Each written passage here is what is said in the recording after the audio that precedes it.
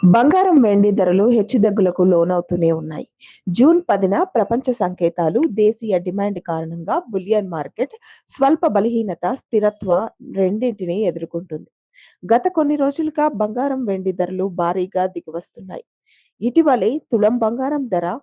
1,60,000 దాటగా ప్రస్తుతం భారీగా దిగివచ్చింది. తాజాగా హైదరాబాద్‌లో 24 క్యారెట్ల 10 గ్రాముల బంగారం ధర రూ.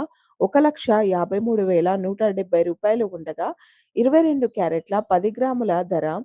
1,40,410 వద్ద ట్రేడ్ అవుతుంది.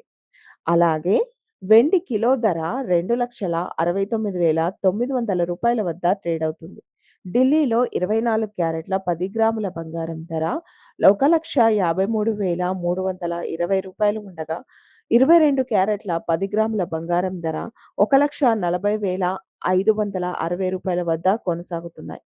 ముంబైలో 24 క్యారెట్ల 10 గ్రాముల బంగారం ధర రూ. 1,53,170 ఉండగా, 22 క్యారెట్ల 10 గ్రాముల బంగారం ధర రూ. 1,40,410 వద్ద కొనసాగుతుంది. ఇక చెన్నైలో 24 క్యారెట్ల 10 గ్రాముల బంగారం ధర రూ. 1,54,920 ఉండగా, 22 క్యారెట్ల 10 గ్రాముల ధర రూ. 1,42,010 వద్ద కొనసాగుతుంది. ఇక వెండి విషయానికి వస్తే దేశీయంగా కిలో వెండి ధర రూ.